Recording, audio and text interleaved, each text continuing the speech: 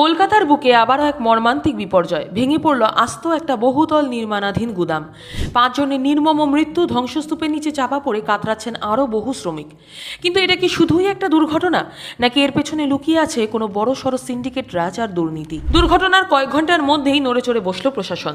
গঠন হলো বিশেষ তদন্তকারী দল বা সিট। গ্রেপ্তার করা হয়েছে 5 জন মূল অভিযুক্তকে।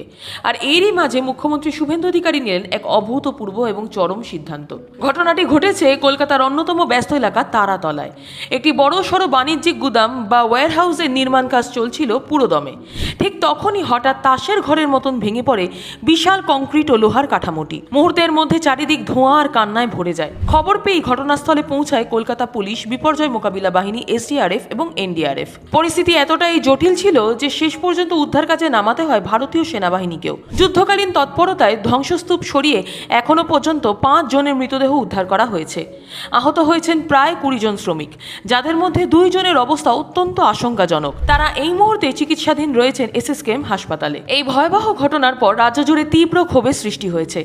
সাধারণ মানুষের প্রশ্ন, কার গাফিলতিতে ঝরে গেল এই 5টি তাজা প্রাণ? প্রশাসনের ওপর চাপ বাড়তেই লালবাজারের তরফে নেওয়া হলো বড় পদক্ষেপ। কলকাতা পুলিশের ডিটেকটিভ ডিপার্টমেন্টের অধীনে একটি অত্যন্ত শক্তিশালী স্পেশাল ইনভেস্টিগেশন টিম বা বিশেষ তদন্তকারী দল সিট তৈরি করা হয়েছে। ভারতীয় ন্যায় সংহিতা বা BNS এর একাধিক করা ধারায় মামলা রুজু করে ইতিমধ্যেই পুলিশ 5 জন মূল অভিযুক্তকে গড়াতখানায় পুড়েছে। কিন্তু কারা এই গ্রেপ্তার হওয়া 5 জন? তদন্তকারীরা জানিয়েছেন এদের মধ্যে রয়েছেন এই প্রজেক্টের main structural engineer, project supervisor এবং বেআইনিভাবে সস্তায় শ্রমিক সরবরাহ করা লেবার সাপ্লায়াররা। তবে সূত্রের খবর, এই 5 জন তো কেবল হিমশৈলের চূড়া মাত্র।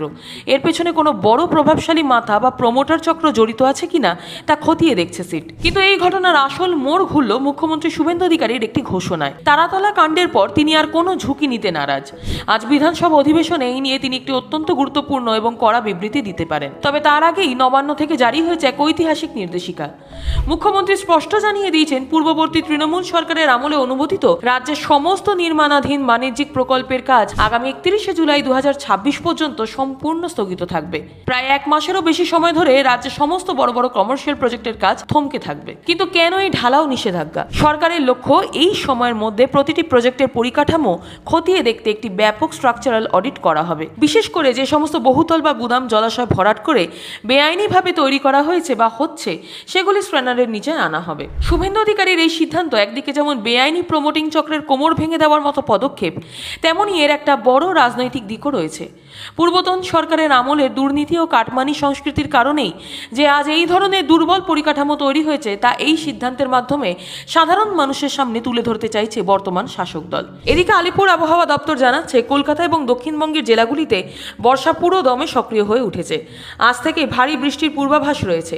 এই পরিস্থিতিতে তারাতলার মতন ভঙ্গুর প্রজেক্টগুলো যদি অডিট না করা হয়, তবে বর্ষার মরশুমে আরও বড় কোনো বিপর্যয় ঘটে যেতে পারত।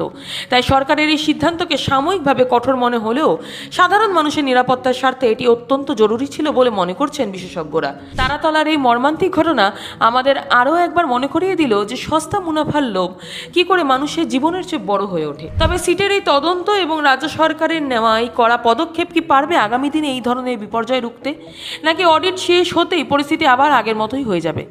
আপনাদের কি মতামত?